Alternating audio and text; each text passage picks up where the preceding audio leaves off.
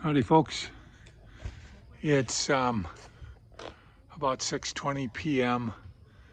on Thursday, October 7, 2021.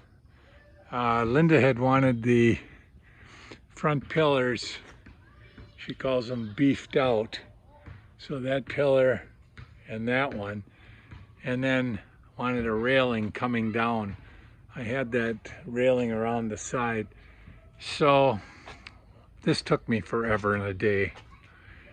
This is a 6x6 post, which is 5.5 by 5.5, and so I built a little piece that I screwed onto the post, and then I put some 2x4s attached and secured across here.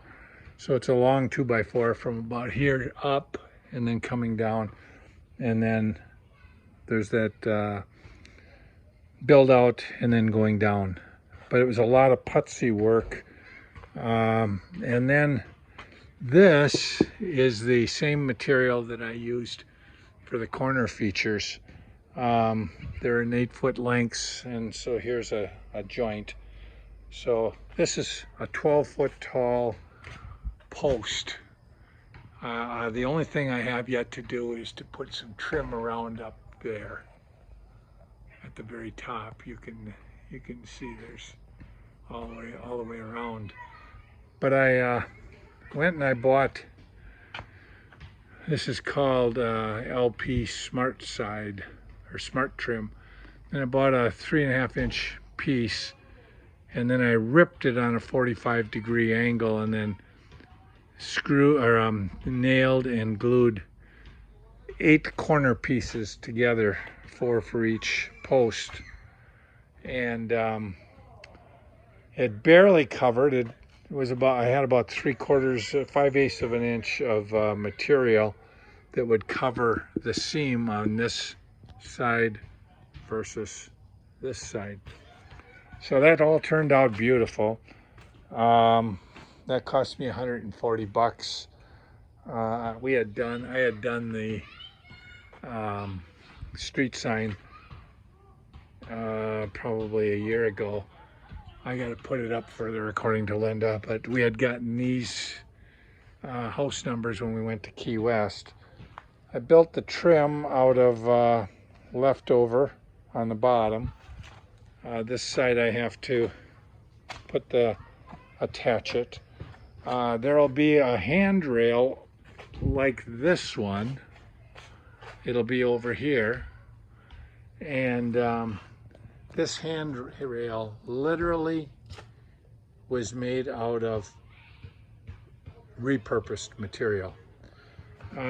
Back in December, I had bought about 100 handrails, anywhere from 8 to 16 feet like this. I bought them for $38. I sold probably 12 of them for $70, and so this is literally a leftover. What I did is I came down. I've got a little bracket down there that hooks on the bottom of this. Let's see, well, and then I cut a 45, glued it, and then I used what's called trim screws. The ones I use are 2.5 inches. They're a real narrow screw, and so I put 2 in from this side, 1 in the middle of where those 2 are, to give me that 45. This bottom piece of cedar is left over from when we built the deck in the back. All of these spindles are the former cedar siding from the old house. I planed them all down, and I glued 2 pieces together and then planed them again down to 1 1/4 inch. last night, Wednesday night, I took a 2x6 and made this, and then I cut in a groove that was 1 1/4 to fit this. This took me all day. I work slow, and then I also went to a track and field for one of the granddaughters. But I'm real pleased with that. It literally cost me nothing.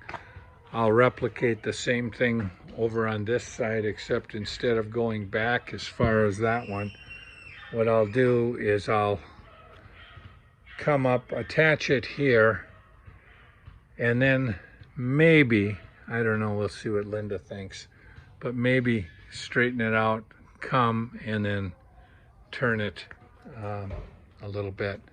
But I really like the way it all turned out. So once I get this done tomorrow or Saturday, I'll be able to start moving to the inside of the house. Some of the other things that I did is, you see there's the green treated lumber, and down there, you know, what I wanted to do is seal this off so that I wouldn't get critters in here. So down here, I used a piece of the old cedar siding to make that triangular shape. And then again, a piece of the cedar siding to come up there. So I plugged the holes there. Coming over here, I did the same thing. This looks a little bit more crude. It'll get painted.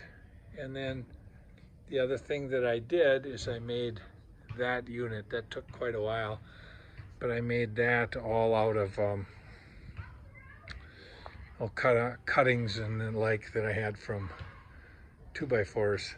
So then I put screening and hardware mesh behind it to keep the bugs and the bees and the birds and the mice out. So that turned out very nice. Thanks for following our progress.